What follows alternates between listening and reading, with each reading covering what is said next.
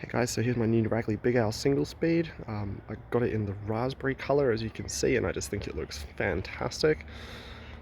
We've got the black accents with the silver on there as well. Looking mostly at the brakes and the fork there for that, which just I think looks really cool.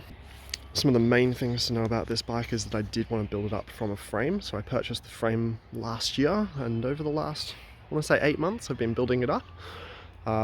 I did want to do this on a bit of a budget, but I also knew where I wanted to spend some money. So some of the things that I already owned, for instance, were the wheels. They've come off my giant Trance.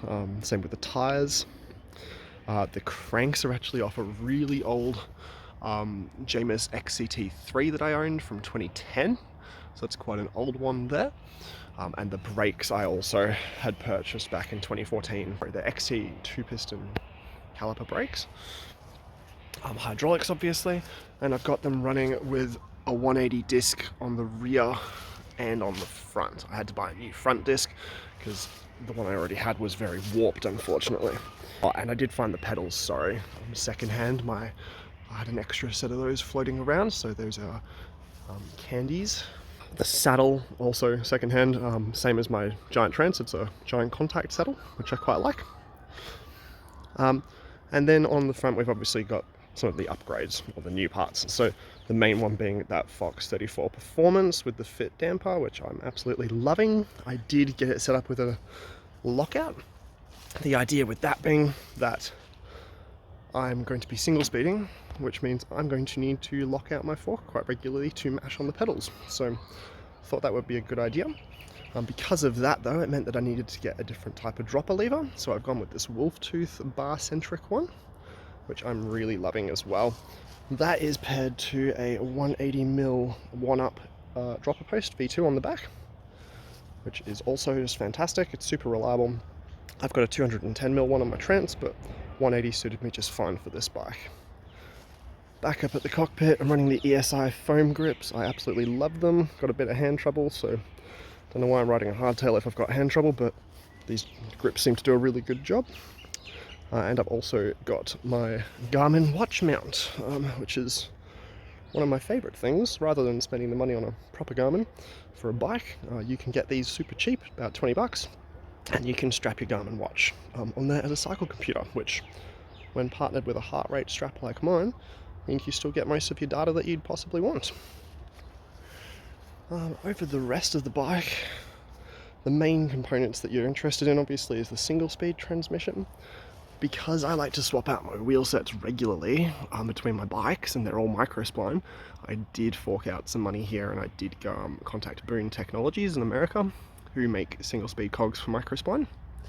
So it is not cheap, especially if you're importing to Australia, but for me it's well worth it because I can swap out between my wheel sets and either keep, the larger, chunkier tires on that I've got on this bike, or I can go to the lightweight XC Hunt wheel set with lightweight Maxxis icons on my other bike and swap them out to this. So that was worth it for me. I'm running a 32x20 tooth setup, so 32 OneUp cog on the front, and on the back we've got the 20 tooth from Boome Technologies, and it is absolutely stunning. They've done a great job, very nice and polished up there, so it's just a very pretty cog. For tensioner, because this is a vertical dropout bike, I did have to get a bit creative, and shout out to, I want to say, Single Speed Mountain Bike on YouTube, who gave some tips about this. I did get a ZTTO single speed chain tensioner that goes on an ISCG dropout. What I found was that it came with a red metal wheel or cog that was really noisy, so instead I swapped that out straight away. Pretty heavily modified now. What I've done is grab a jockey wheel off of one of the old SRAM X9 derailleurs I've got on an old bike sitting around, and I've just attached that there. I then used my knife just to whittle down the back plate here so that it wasn't going to hit the chain at all. And there used to be a front plate on here as well as a chain guide, but since it's single speed and it's tensioned, I didn't need that, so I've gotten rid of it.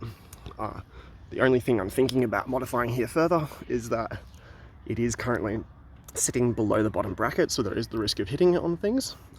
What I might do is try and swap it all the way around so that the pulley wheel's actually sitting up at the top. kind of like an idler.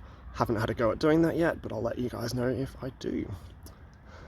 Beyond that, I do have my Lezyne bottle cage there, and I've attached my OneUp pump mount to it on the other side there. I use that with my OneUp EDC V2 tool, which I find really works well for me, and I can swap it between my bikes nice and easily.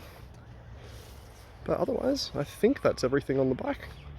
By all means, ask any questions you've got in the comments below, and I'm more than happy to chat about it. I'm super excited to be riding this thing, and can't wait to yeah, get some legs on me that can actually climb up the hills.